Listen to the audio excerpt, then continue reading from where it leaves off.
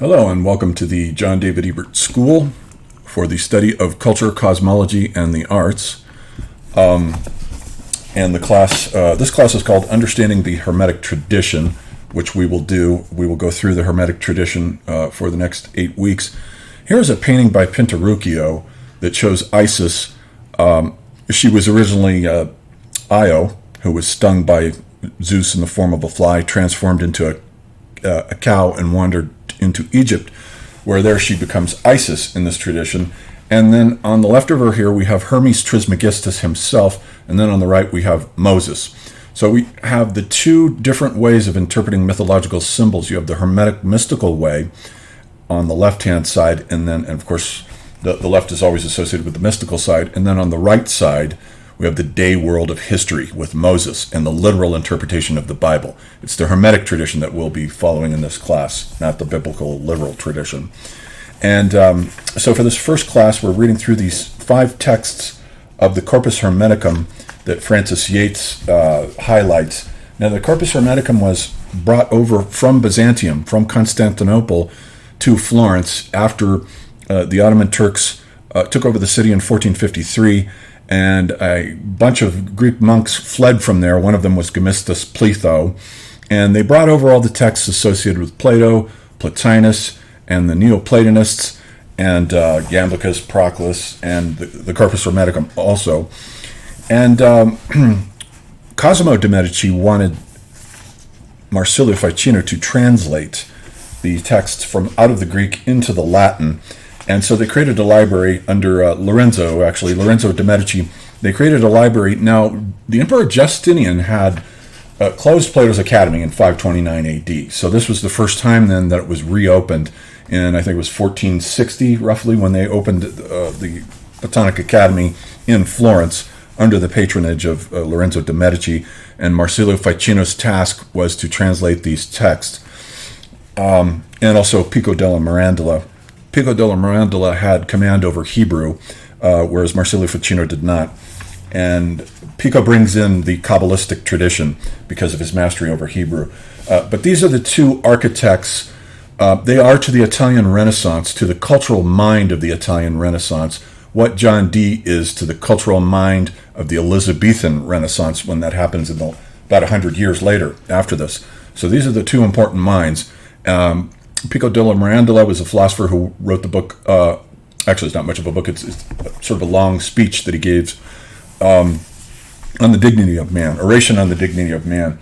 And so what I propose to do here for this first class is to read through with you the first of the texts, which is Libellus 1, Book 1 of the Corpus Hermeticum, the Pemminder of Hermes Trismegistus.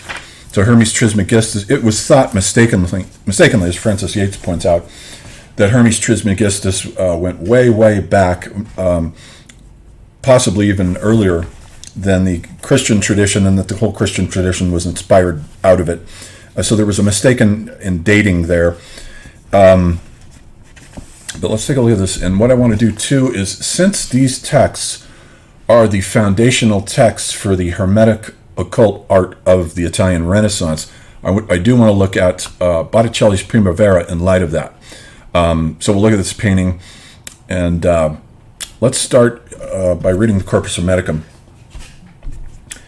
Once on a time, when I had begun to think about the things that are, now this is Hermes in first person, and my thoughts had soared high aloft, while my bodily senses had been put under restraint by sleep, yet not such sleep as that of men weighed down by fullness of food, or by bodily weariness, methought there came to me a being of vast and boundless magnitude, who called me by my name, and said to me, "What do you wish to hear and see and to learn and come to know by thought?" "Who are you?" I said.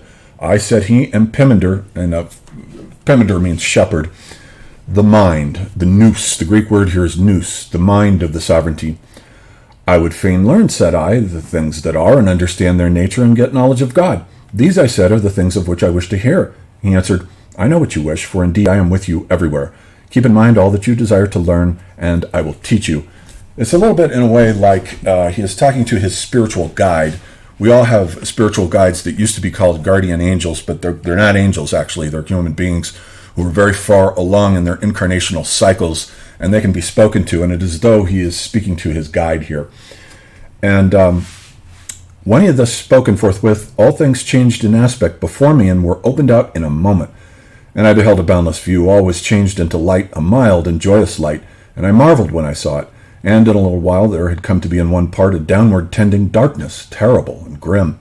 And thereafter I saw the darkness changing into a watery substance. So this is now the watery abyss. This text was influenced by the book of Genesis, not the other way around, as Ficino thought. So here's the watery abyss with the Spirit of God hovering above it. And thereafter I saw the darkness changing into watery substance, which was unspeakably tossed about and gave forth smoke as from fire. And I heard it making an indescribable sound of lamentation, for there was sent forth from it an inarticulate cry. But from the light there came forth a holy word, and this is the word is the Logos that's being used here. So the nous is the Father and the Son is the Logos. Nous speaks the word, which resonates through creation, which took its stand upon the watery substance, and methought this word was the voice of the light. And Pimandar spoke for me to hear, and said to me, Do you understand the meaning of what you have seen? Tell me its meaning, I said, and I shall know. That light, he said, is I, even mind, the first God, nous, in other words, who was before the watery substance which appeared out of the darkness, and the word which came forth from the light is Son of God. How so? Said I. Learn my meaning, said he, by looking at what you yourself have in you. For in you too the Word is Son, and the mind is Father of the Word. They are not separate one from the other, for life is the union of word and mind. Said I, For this I thank you. Now fix your thought upon the light, he said, and learn to know it. And when he had thus spoken, he gazed long upon me, eye to eye, so that I trembled at his aspect. And when I raised my head again, I saw in my mind that the light consisted of innumerable powers, and had come to be an ordered world, but a world without bounds. So there's the powers that are sort of like the angels, perhaps, spiritual beings. This I perceived in thought, seeing it by reason of the word which Pimandar had spoken to me. And when I was amazed, he spoke again and said to me, You have seen in your mind the archetypal form, which is prior to the beginning of things and is limitless. Thus spoke Pimandar to me. So these are the Platonic forms that the God being nous is going to use as the archetypes from which the earthly copies of physical forms will be made, like bad Xeroxes. But tell me, said I, whence did the elements of nature come into being? He answered, They issued from God's purpose, which beheld that beauteous world and copied it. The watery substance, having received the word, so the watery substance is the elemental realm, the realm of the four elements, earth, air, fire, and water, and here it's in a feminine mode that's receptive to the inseminating power of the Logos, which goes down into it to create.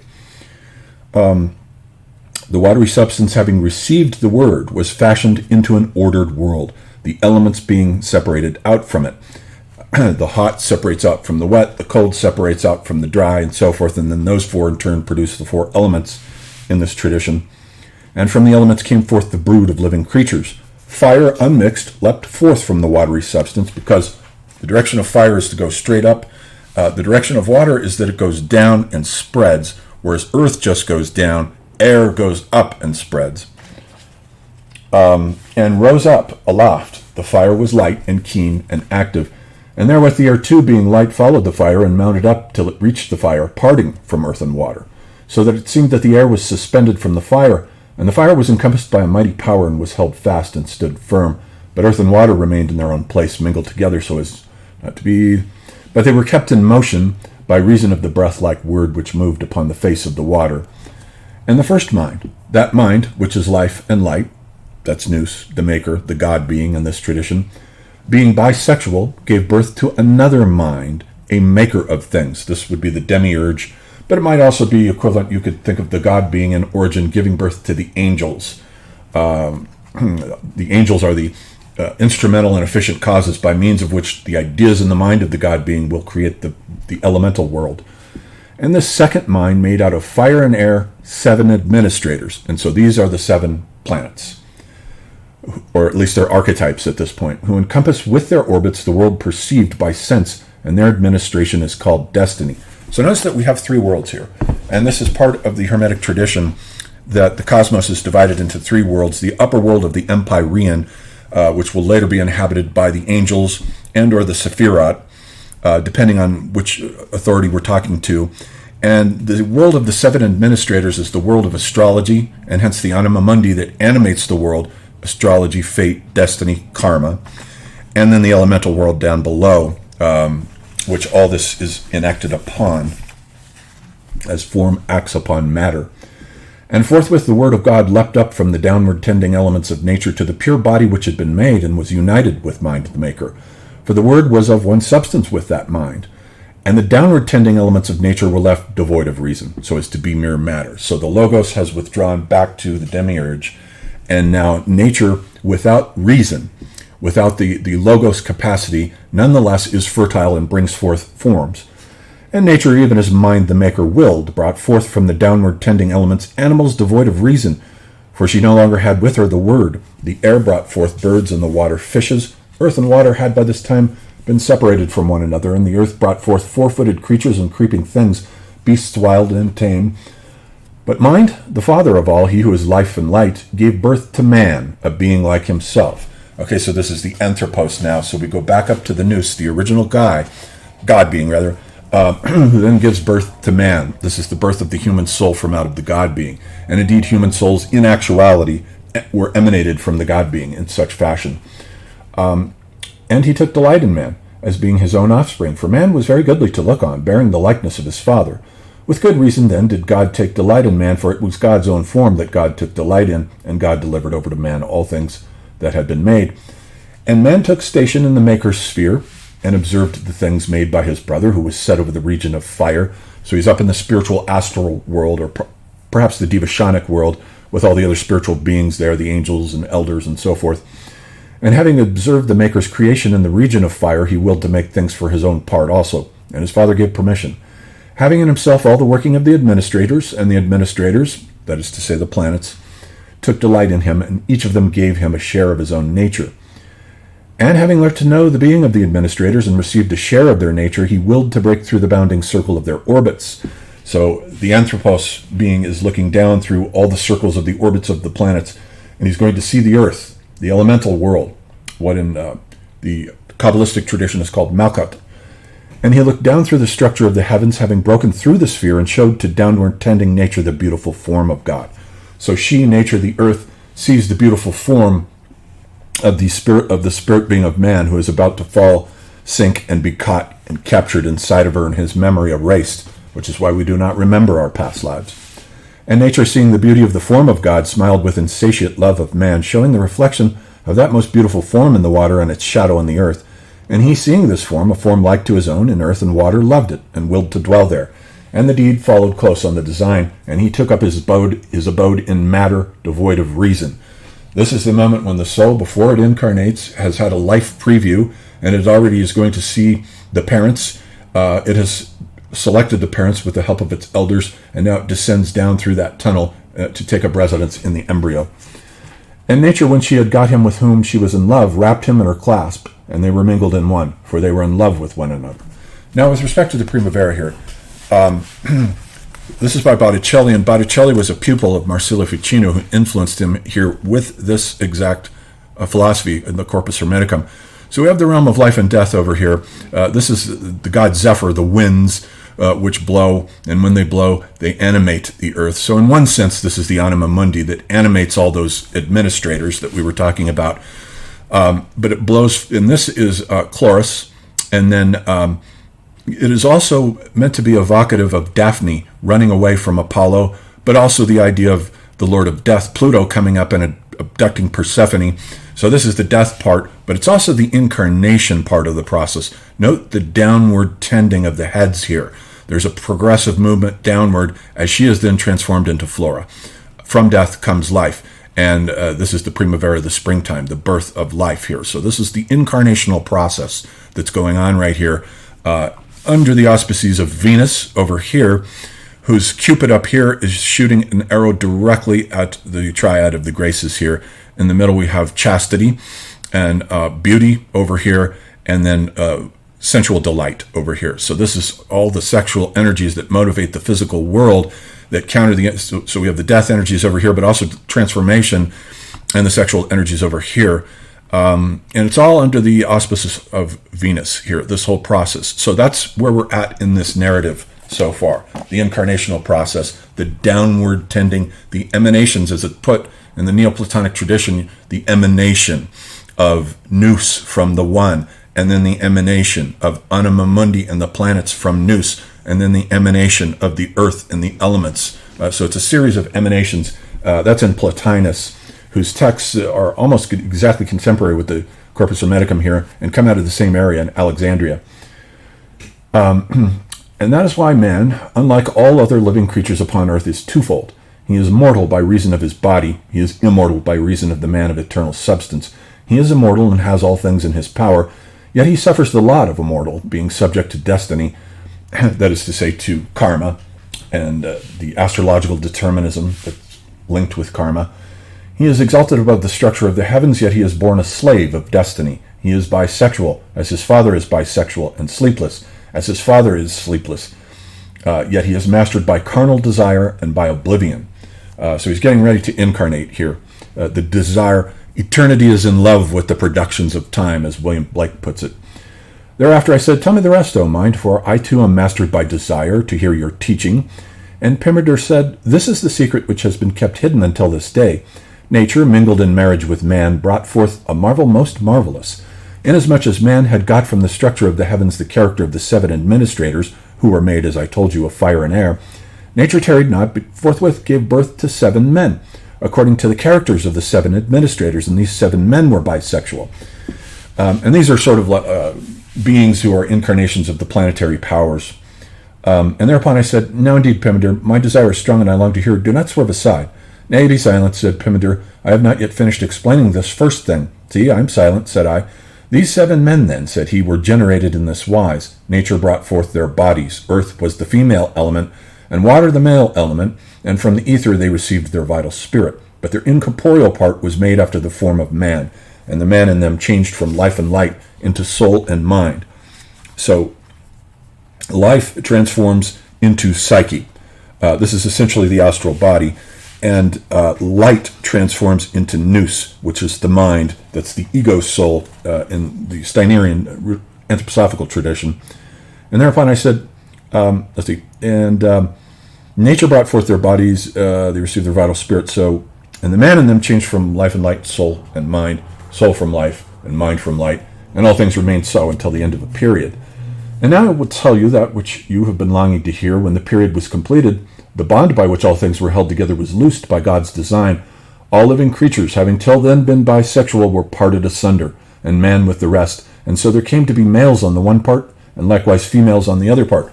So this is the invention during the Proterozoic era, about 3.8 billion years ago. That's the Archean. The Proterozoic is closer to 2 billion, when sexual reproduction is invented by these little creatures. And thereon God spoke thus in holy speech, "Increase and multiply abundantly all ye that have been created and made, and let the man that has mind in him recognize that he is immortal, and that the cause of death is carnal desire." That's the exact illustration over here. The cause of death is carnal desire. She has eyes over here, chastity. She has eyes for Mercury. So Mercury is over here. So note that this is the circle of sensual gratification here with the 3 graces. They also represent the allegory of giving, accepting, and returning the gift. That's what the graces represent, the whole cycle of giving, accepting, and returning. But she has eyes only for Mercury, which is to say the mind then. So the force of desire and love that the Cupid is shooting into her is actually the soul's yearning for the mind and the heavens and knowledge of the heavens, which is exactly what Pimeder is teaching Hermes here. And here he is with his wand in the clouds. On the one hand, reason confers that it gets rid of the clouds so that clear thinking can come in, but it's also a reference to the sky. And it also counterbalances symmetrically Zephyr here, who is the wind who blows the physical clouds, as Mercury parts the clouds in the sky over here. So the whole arc of the Primavera is the soul's descent onto the physical plane, its incarnation, and its yearning, you might say, for the upper chakras. This realm over here is all the lower 3 chakras in Kundalini Yoga, the animal chakras of the 7 deadly sins and animal desires for reproduction and so forth, that whole animal world.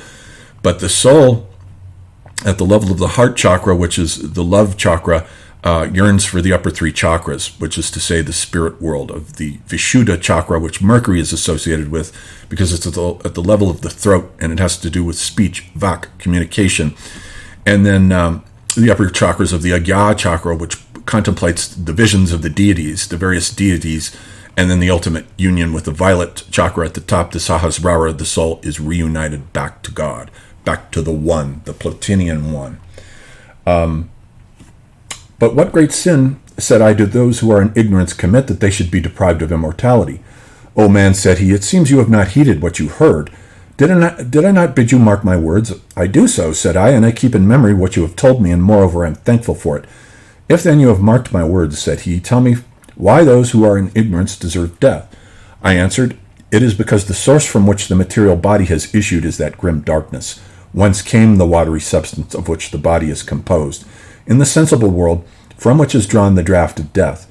O man, said he, you have understood aright, but why is it that he who has recognized himself enters into the good, as it was said in God's speech? I answered, it is because the Father of all consists of light and life, and from him man has sprung. You are right, said he. If then, being made of life and light, you learn to know that you are made of them, you will go back into life and light. Thus spoke Pimandar. But tell me this too, said I. God said, let the man who has mind in him recognize himself. But have not all men mind? O man, said mind to me, speak not so. I, even mind, come to those men who are holy and good and pure and merciful, and my coming in is a succor to them. And forthwith they recognize all things, and win the Father's grace by loving worship, and give thanks to him, praising and hymning him, with hearts uplifted to him in filial affection. And before they give up the body to the death which is proper to it, they loathe the bodily senses, knowing what manner of work the senses do. Nay, rather, I myself, even mind, will not suffer the workings of the body by which they are assailed to take effect. I will keep guard at the gates, and bar the entrance of the base and evil workings of the senses, cutting off all thoughts of them. But from men that are foolish and evil and wicked and envious and covetous and murderous, the 7 deadly sins, in other words, Muladhara chakra, red ray energy, I keep far aloof and give place to the avenging demon. These are souls that are early on in their incarnations who have not yet evolved past the point of using violence to solve their problems. Everything for early souls that are still in the early stages of their earthly incarnations is about using the senses. Gradually the mind must, across your incarnations, become disengaged from the senses. And he brings to bear on such a man the fierce heat of fire and tortures him, tossing him about in the tumult of the senses. And he equips the man more fully for his lawless deeds, that so he may incur the greater punishment, and that man ceases not to struggle blindly. He gives way to boundless appetites, his desire being insatiable, and so by his own doing he makes the fire yet hotter for his torment. Full well have you taught me all, O mind, said I, even as I wished, but tell me furthermore of the ascent by which men mount. And this is the ascent over here with Mercury. Tell me how I shall enter into life, immortal life. Pimandar answered, at the dissolution of your material body, you first yield up the body itself to be changed, and the visible form you bore is no longer seen, so that it no longer works in you, and the bodily senses go back to their own sources, becoming parts of the universe, and entering into fresh combinations to do other work, and thereupon the man mounts upward through the structure of the heavens. And to the first zone of heaven, he gives up the force which works increase and that which works decrease. And then so, here is a diagram from Gaforius, from the Practica Musici, which is written at the end of the 15th century, so long about, I think, 1496, right about the same time here, which is a diagram of this whole process of the soul's return back to whence it came. Here is Luna. This is the sphere that works increase and decrease. So the soul will then move up through the elemental world. This is Apollo up here, and the graces are here, and the 9 muses are here, and they are drawn in correlation with the heavenly spheres of the planets. So Luna is first. To the second zone, the machinations of evil cunning, Mercury, the mind. To the third zone, the lust whereby men are deceived, Venus here. To the fourth zone, domineering arrogance with the sun.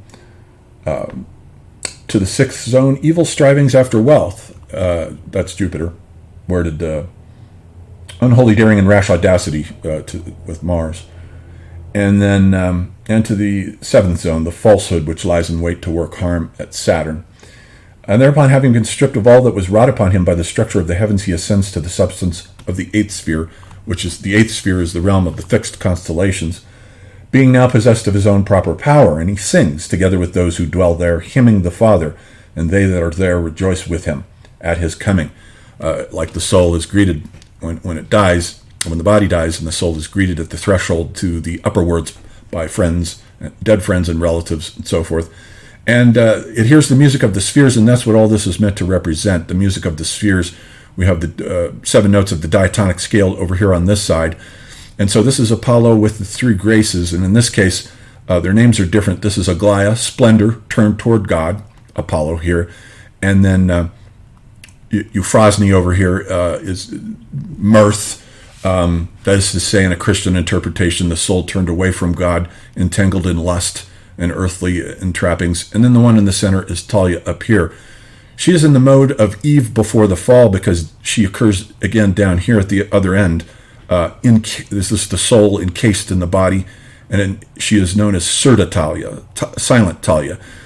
The earth does not make any sound in this cosmology because it's stationary. All of these other spheres that move with the planets make the music of the spheres, which weaves the body itself and the soul as well. And so when the astral body lifts up out of the physical body, it is, as it were, naked before God. And the very old metaphor of the soul putting on layers of clothing as it descends down through toward incarnation of earth, the prototype for which is the Inanna's descent into hell, when she has to give up 7 articles of clothing at each of the gates there as the soul unburdens itself, and then she winds up standing naked before, in that case, Ereshkigal, the goddess of the underworld. And being made like to those with whom he dwells, he hears the powers who are above the substance of the 8th sphere, singing praise to God with a voice that is theirs alone. And thereafter, each in his turn, they mount upward to the Father. They give themselves up to the powers, and becoming powers themselves, they enter into God. This is the good. This is the consummation for those who have got gnosis. And so gnosis, the knowledge of one's own immortal nature, is what liberates the soul from astrological determinism in this tradition. And now, why do you delay, seeing that you have received all? Why do you not make yourself a guide to those who are worthy of the boon, that so mankind may through you be saved by God? And when Pimandr had thus spoken to me, he mingled with the powers. And I inscribed in my memory the benefaction of Pimandr, and I was exceeding glad, for I was fed full with that for which I craved. My bodily sleep had come to be sober wakefulness of soul, and the closing of my eyes true vision, and my silence pregnant with good, and my barrenness of speech. And this befell me in that I received from Pimandr, that is, from the mind of the sovereignty of the teaching, whereby, becoming God-inspired, I attained to the abode of truth. Therefore, with all my soul and with all my strength did I give praise to God the Father, saying, Holy is God, the Father of all, who is before the first beginning. Holy is God, whose purpose is accomplished by his several powers. Holy is God, who wills to be known, and is known by them that are his own. Holy art thou, who by thy word hast constructed all that is. Holy art thou, whose brightness nature has not darkened. Holy art thou, of whom all nature is an image. Holy art thou, who art stronger than all domination. Holy art thou, who art greater than all preeminence. Holy art thou, who surpassest all praises. Accept pure offerings of speech from a soul and heart uplifted to thee, thou of whom no words can tell, no tongue can speak, whom silence only can declare. I pray that I may never fall away from that knowledge of thee which matches with our being. Grant thou this my prayer. And put power into me, that so, having obtained this boon, I may enlighten those of my race who are in ignorance, my brothers and thy sons. Wherefore I believe and bear witness that I enter into life and light. Blessed art thou, Father. Thy man seeks to share thy holiness, even as thou hast given him all authority. And when I had given thanks and praise to the Father of all, I was sent forth by him, having had power given over me, and having been taught the nature of all that is, and seen the supreme vision. And so he's going to proselytize his religion. It's a little bit like Christ, let's say, descending to earth with all of this knowledge that he's going to ease the suffering of people by reassuring them that death is only a temporary transition to a higher state. And I began to preach to men the beauty of piety and the knowledge of God, saying, Hearken, you folk, men born of earth, who have given yourselves up to drunkenness and sleep in your ignorance of God, awake to soberness, cease to be sodden with strong drink and lulled in sleep devoid of reason. In other words, drop the ridiculous atheism and materialism, because it's the wrong paradigm. And when they heard, they gathered round me with one accord, and I said, O men, why have you given yourselves up to death when you have been granted power to partake of immortality? Repent, ye who have journeyed with error and joined company with ignorance, rid yourselves of darkness, and lay hold on the light, partake of immortality, forsaking corruption. And some of them mocked at my words, of course, as the ignorant. Ignorance is bliss. And stood aloof, for they had given themselves up to the way of death. But others besought me that they might be taught, and cast themselves down at my feet. For those who have ears to hear, right? And I bade them stand up, and I made myself a guide to mankind, teaching them the doctrine, how and in what wise they might be saved. And I sowed in them the teachings of wisdom, and that which I sowed was watered with the water of immortal life. And when evening was come, and the light of the sun was beginning to go down, I bade them all with one accord give thanks to God, and when they had accomplished their thanksgiving, they betook them every man to his own bed. And that's the first text of the Corpus Hermeticum, which basically in seed form becomes the seed for almost all of the art of the Renaissance. It comes out of these texts with Plato Plotinus as well, in addition to this what becomes the Corpus Hermeticum, or the Hermetic Tradition. All right, we'll leave it there, and I'll look forward to discussing this with you in class.